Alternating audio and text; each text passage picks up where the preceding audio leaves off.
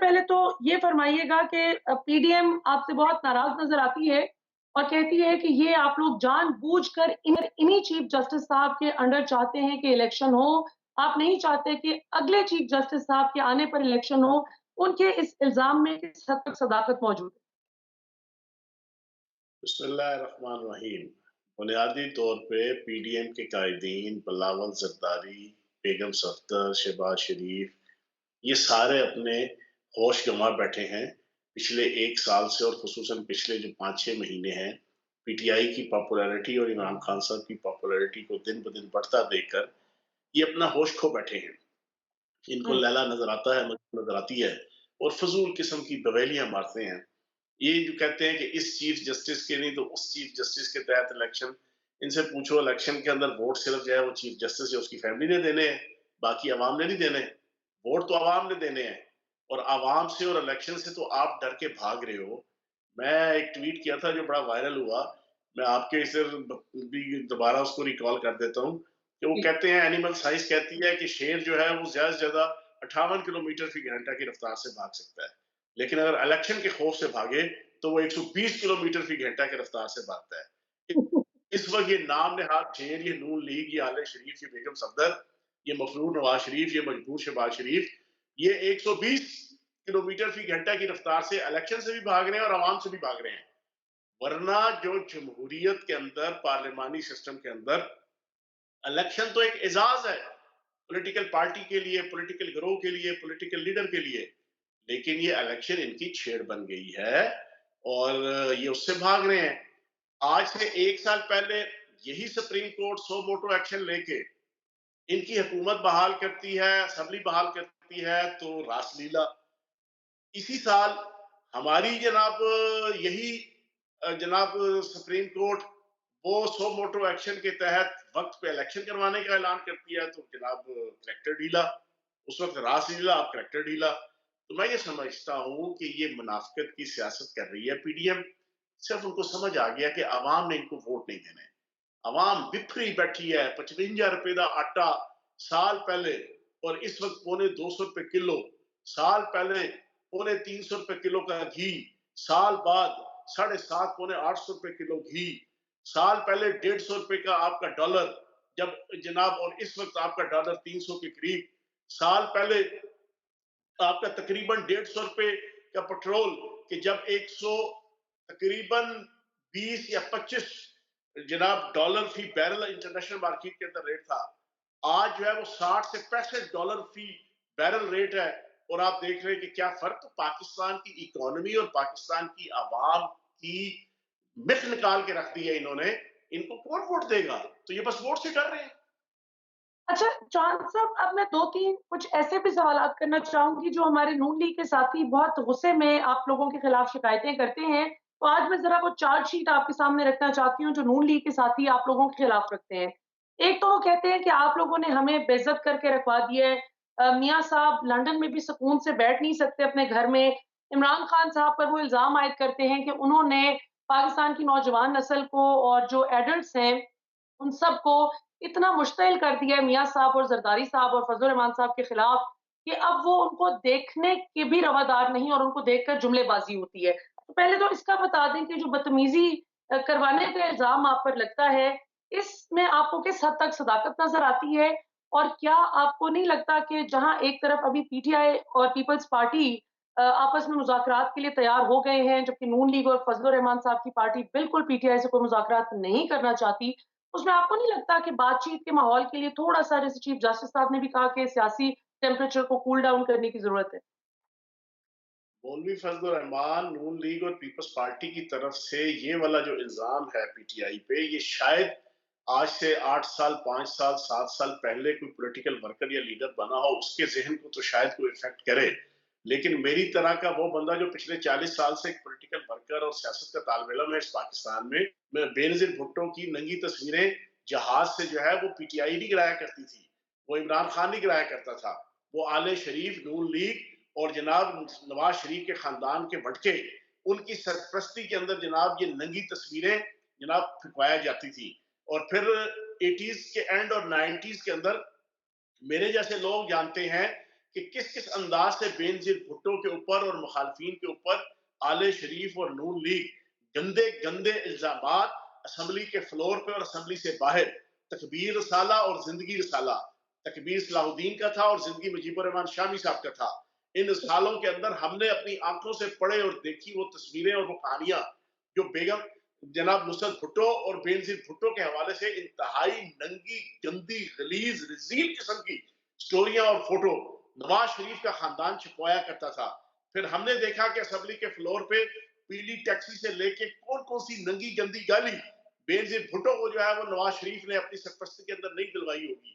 ہم نے دیکھا کہ جمائمہ خان کے اوپر کون کون سا جناب گندا الزام آل شریف کی طرف سے نہیں لگوایا گیا۔ ہم نے دیکھا ایٹیز کے اینڈ اور نائنٹیز پوری میں کہ کس انداز سے نواز شریف نون لیگ اور نواز شریف کا خاندان مخالفین کی ماں بہن بیٹیوں کی عزتوں کو سرے عام جلسوں جلوسوں میں اور عین چراہوں میں اٹھانا کرتا تھا۔ میں تو کہتا ہوں شرم آنی چاہیے اس آل شریف کو اور اس بیگم صفدر کو اور اس نون لیگ کو جو یہ الزام لگاتے ہیں۔ اپنے کرتوت ٹھیک کر لو نا، اپنی پرفارمنس ٹھیک کر لو۔ تم نے ایک سال کے اندر ملک کا بیڑا گرک کر دیا، ملک کو دیوالیہ کر دیا، ملک کو سٹیک پہ لگا دیا، عوام کا جینا اور مرنا دونوں بے حال کر دیا، غریب اور مڈل کلاس کے علاوہ رچ کلاس بھی مرنے کے قریب ہو گئی، اور تم کہتے ہو لوگ تمہیں عزتوں سے نوازیں، لوگ تمہیں راہ چلتے سلوٹ کریں، لوگ تمہیں 21 توپوں کی سلامی دیں؟ نہیں، لوگ تمہیں چھتر ماریں گے، لوگ تم پہ طنز کریں گے، لوگ تم پہ استہزاء کریں گے، لوگ تمہیں گالی گلوچ کریں گے، کیونکہ تم نے پوری ملک اور ریاست اور عوام کو داؤ پہ لگایا ہے، تو یہ تم ڈیزرو کرتے ہو اس پہ۔ اچھا چوہان صاحب، لیکن مریم نواز صاحبہ نے بھی ریسنٹلی، جس وقت ظاہر ہے خان صاحب کی اہلیہ گھر میں اکیلی تھیں اور دو ملازمین غالباً صرف وہاں موجود تھے، خان صاحب اپنی ہیئرنگ کے لیے اسلام آباد آ رہے تھے اور پیچھے سے جیسے ہی خان صاحب نکلے ہیں تو فوری طور پر زمان پارک پر دھاوا بول دیا گیا، اور جس طرح سے ان کے گھر کی دیوار توڑی گئی، دروازہ توڑا گیا، وہ بہت ہی شرمناک مناظر تھے اور اس کو ظاہر ہے پوری قوم نے مل کر کنڈیم کیا۔ جس نے نہ کیا ہو شاید اس کو اپنے گھر کی عزت کی پرواہ نہ ہو، یہ سیاست سے بالاتر ہو کر دیکھنے والی چیزیں ہیں۔ لیکن وہاں پر مریم نواز صاحبہ کا ایک اعتراض ہے جو پی ٹی آئی پر عائد کرتی ہیں۔ وہ کہتی ہیں کہ میرے ساتھ بھی تو برا ہوا تھا، میں بھی جب کراچی میں گئی تھی تو وہاں پر میرا بھی گھر وہ کمرے کا دروازہ توڑا گیا تھا اور میری پرائیویسی میں مداخلت کی گئی تھی، تو یہ کوئی نئی بات نہیں اگر یہ ہو گئی۔ تو ایک طرح سے انہوں نے جسٹیفائی کرنے کی کوشش کی ہے، اس کو آپ کس طرح سے دیکھتے ہیں؟ اب یہ سارا دن جناب بغض اور اناد کی گڑوی ہاتھ میں لے کے کینا اور حسد عمران خان سے جو رکھتی ہے اس کی گڑوی ہاتھ میں لے کے جناب یہ عمران خان صاحب کے خلاف بولتی رہتی ہے، اپنی طرف سے چلی تھی یہ بینظیر بھٹو بننے۔ اب یہ کہتی ہے کہ میرے ساتھ بھی، میں آپ کے اس پروگرام کے ذریعے سے پوری پاکستان کے سامنے یہ چیلنج دیتا ہوں، اگر کراچی میں ہوٹل میں اس کی پرائیویسی ڈسٹرب ہوئی ہو، یہ اپنے میاں کے ساتھ کمرے میں ہو، میں سیاست چھوڑ دوں گا، میں زندگی چھوڑ دوں گا، چھوڑو سیاست چھوڑو، میں زندگی چھوڑ دوں گا۔ او بھائی کون سی پرائیویسی تھی؟ تم اپنے کمرے میں تھی، وہ سائیں کیپٹن صفدر اپنے کمرے میں تھا جس کو تم نے 1,500 ریال کے اوپر ملازم رکھا ہوا ہے، جس کو تم نے نوکروں کی طرح جناب بیٹھی ہوتی ہو جناب ڈائننگ ٹیبل پہ، اور نوکر آ کے پوچھ رہے ہوتے ہیں ہاں جی کیڑی ڈش بیگم صاحبہ تے کیڑی، وہ بھی نال کھلوتا ہوتا ہے منہ لٹکا کے کہ ہاں جی آپ دسو جی من دسو میں کیڑی ڈش لے کے آواں، جس کو گورنر ہاؤس میں تم جناب کرسی پہ کیا صوفے پہ بٹھانے کے روادار نہیں، اور اس کے ایک سٹول تھا جو ہے نا لکڑی کا لے کے آتے ہو، اس کو ساتھ جب پوری عوام کی طرف سے تنقید آتی ہے تو اس کو ساتھ بٹھاتی ہے۔ شرم آنی چاہیے اس بیگم صفدر کو جو یہ کہتی ہے پرائیویسی۔ عمران خان کے اوپر اس کے گھر پہ حملہ کیا گیا، مار دھاڑ کی گئی، توڑ پھوڑ کی گئی، ملازموں کو مارا پیٹا گیا، اس کی ایک ایک ویڈیو سامنے ہے۔ تو میں یہ سمجھتا ہوں کہ اس بیگم صفدر اور نواز شریف ان کے کسی دور کے اندر نہ جاتی عمرہ میں نہ ماڈل ٹاؤن میں کبھی حملہ نہیں ہوا، کبھی پولیس نہیں آئی، کبھی رینجرز نہیں آئی، کبھی آنسو گیس کی شیلنگ ان کے گھروں میں نہیں ہوئی، کبھی گولیاں نہیں ان کے گھروں میں چلائی گئی، کبھی ان کے گھروں کے اندر گھس کے جناب جاتی عمرہ جو حرام کے مال کے اوپر بنایا انہوں نے میرا اور آپ کے ٹیکسوں کا پیسہ لوٹ کے، اس پہ کبھی اٹیک نہیں کیا ان کے وہ گھروں پہ کسی حکومت نے۔ کہتی ہیں حرام کا نہیں ہے، وہ کہتی ہیں یہ بھی غلط پرسیپشن پھیلا دی ہے پی ٹی آئی والوں نے، یہ تو میرے دادا بہت یہ رئیس تھے اور حرام ہم، کا نہیں ہے، حرام کا نہیں ہے، حق حرام کا ہے۔ لیکن وہ یہ میاں صاحب کی ابھی آپ نے کچھ دن پہلے گفتگو اگر سنی ہو، वो यही तो कहते हैं कि मुझ पे गलत इल्ज़ाम आयद किया कि जो लेवल प्लेइंग फील्ड की बात करते हैं, वो कहते हैं कि इमरान खान साहब को भी या तो उतना ही गंदा किया जाए, उनको भी जेल में डाला जाए और फिर हम एक से फुट पे जाके जो है वो इक्वल फुटिंग पे लिहा इलेक्शन में। लिहा व तुइज़्ज़ु मन तशा व तुज़िल्लु मन इन्नका अला कुल्लि शैइन क़दीर। इज़्ज़त और ज़िल्लत के फैसले ज़मीनों पे नहीं आसमानों पे होते हैं, और इज़्ज़त और ज़िल्लत के फैसले अल्लाह पाक की ज़ात किसी की इबादत, किसी के ज़ाहिरी रख-रखाव, किसी के ज़ाहिरी इख़लाक़ की वजह से नहीं देता। अल्लाह पाक इंसानों के हवाले से जो उसकी नीयतें होती हैं, मख़लूक़ खुदा के हवाले से जो उसकी नीयतें होती हैं, उसकी बुनियाद पे अल्लाह पाक इज़्ज़त देता है। इमरान खान ने पाकिस्तान की आवाम के दीनी जज्बात से लेके इंसानी जज्बात की नुमाइंदगी की, उनकी गुर्बत को दूर करने से लेके नबी पाक सल्लल्लाहु अलैहि वसल्लम की नामूस से लेके नबी पाक सल्लल्लाहु अलैहि वसल्लम की खत्म नबूवत से लेके एक उम्मत मुस्लिमा के लीडर की हैसियत से अपने मजहब इस्लाम की इंटरनेशनल नेशनल लेवल पे जो नुमाइंदगी की, और पाकिस्तान की आवाम को गुर्बत से निकालने के लिए 3.5 सालों में जो इनकलाबी इकदामात कोरोना वायरस के 2 साल के क्राइसिस के बावजूद, और इन आल पाकिस्तान लूटमार एसोसिएशन जो पीडीएम की 3.5 साल की साजिशें, धरने, लॉन्ग मार्च के बावजूद जो इकानमी को अपने पांव पे खड़ा किया, फिर शौकत खानम के जरिए से पिछली कई दहाइयों से गरीब आवाम की इज्जतों और किस्मतों का जो मुहाफिज है, उसकी दवाएं उसको मिलती हैं। इन अकल के अंधों को क्या पता, इन दानिश के लूलों को क्या पता, इन फहम अच्छा, के लंगड़ों को क्या पता कि अल्लाह ठीक है। पाक इज्जत कहां से देता है। तो ये तो इसमें जितना उसके खिलाफ साजिश करते हैं वो उतना पॉपुलर होता है, ये उतना जलील होते हैं। जी नाज़रीन, यहाँ पर वक्त तो एक शॉर्ट कमर्शियल ब्रेक का। हमारे साथ मौजूद हैं फयाजुल हसन चौहान साहब और बहुत दिलचस्प गुफ्तगू का सिलसिला जारी है, कहीं मत जाइएगा। Will be back after a short break. Break के बाद वापस आएंगे तो कुछ और इंटरेस्टिंग सवालात फयाजुल हसन चौहान साहब के सामने रखेंगे। ये बुजदार साहब की कहानी इस दफा भी इलेक्शन के बाद रिपीट ना हो जाए। पीटीआई की अपनी क्या तैयारी है, इनसे पूछेंगे आफ्टर द ब्रेक।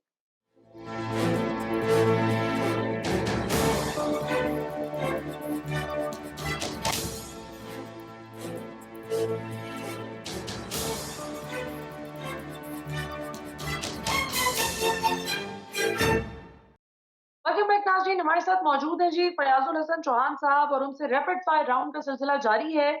कुछ उनके मुखालिफिन के हवाले से सवालात हो रहे हैं और कुछ उनकी अपनी जमात की अब तक की कारकर्दगी और अगले इलेक्शन के हवाले से तैयारी की बात हो रही है। तो आइए चलते हैं और उनसे मजीद सवालात पूछते हैं। चौहान साहब, इसमें कोई शक नहीं कि इज्जत और जिल्लत सिर्फ अल्लाह ताला के ही हाथ में है और उन्हीं के कब्जे कुदरत में है। जाहिर है खान साहब का दिफा भी करते हैं आप लोग और आपकी जाहिर है पार्टी के वो चेयरमैन भी हैं और साबिक वजीर आजम के तौर पे खास तौर पे लोअर लोअर्स जो इकोनॉमिक सेगमेंट है उनका तो दिल भी जीता उन्होंने।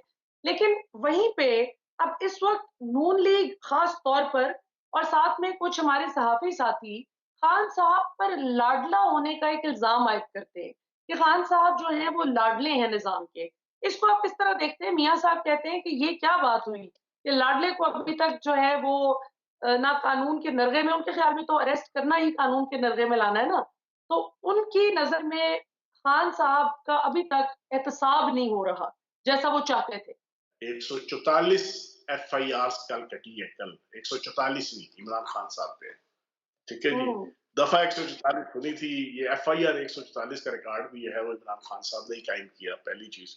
दूसरी चीज, हुँ, वो जो 4 हफ्तों का कह के 50 रुपए के स्टाम्प पे 4 सालों से भागा हुआ है, लाडला उसको कहते हैं।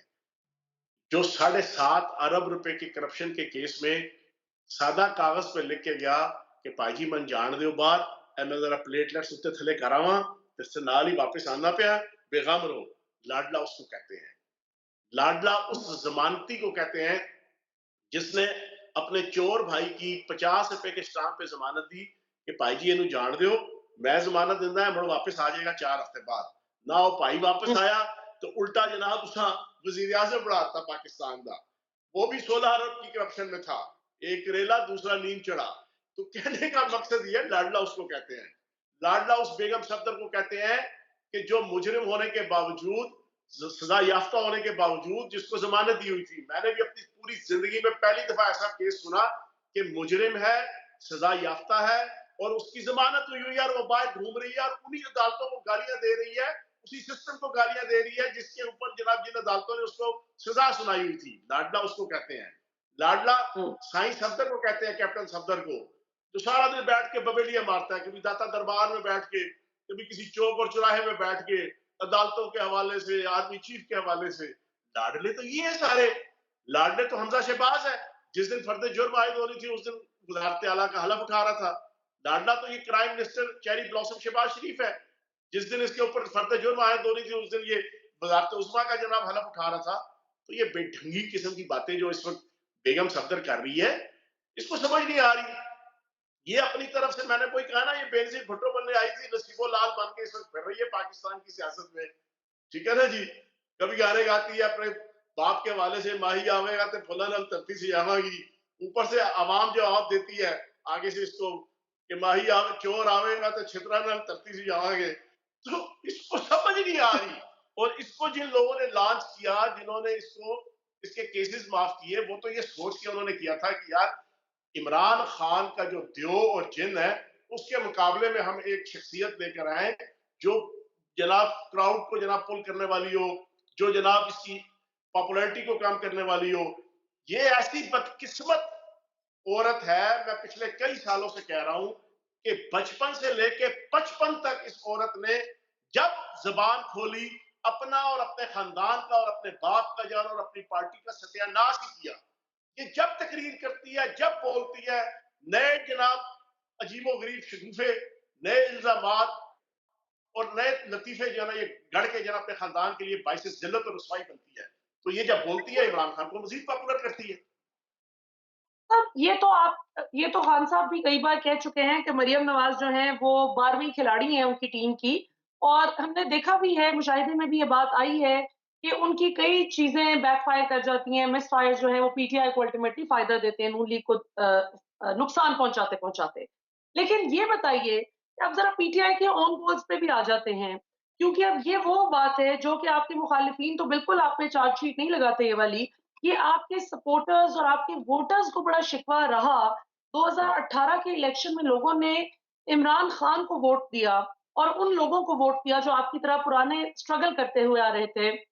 लेकिन जब नून लीग से 11th आवर पे जब टूट के लोग आए, जब उन्होंने देखा कि इमरान खान साहब की पॉपुलैरिटी वेव बहुत स्ट्रॉन्ग है, जिस तरह अभी भी आप आज इलेक्शन करवा लें, तो ये हकीकत है कि जितने भी सर्वेज़ हैं, जो भी इलेक्शन सर्वेज़ हो रहे हैं, उन सब में पीटीआई 90% से ऊपर जीतती हुई नज़र आ रही है सीट्स।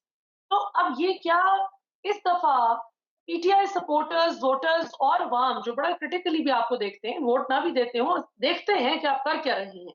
क्या दोबारा से उस्मान बुज़दार ही वज़ीर आला लगेंगे? क्या महमूद खान ही केपी के वज़ीर आला लगेंगे? आप लोगों की अपनी क्या तैयारी है? ज़रा ये तो दसो ना।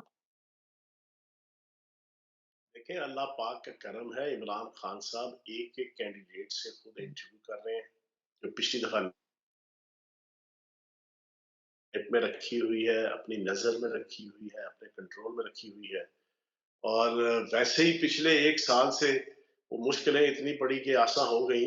हमने इतनी जिद्दोजहद कर ली है, कुर्बानियाँ दे दी हैं, अब मेरे यहाँ पे 8 पर्चे हुए हैं, 8 पर्चे।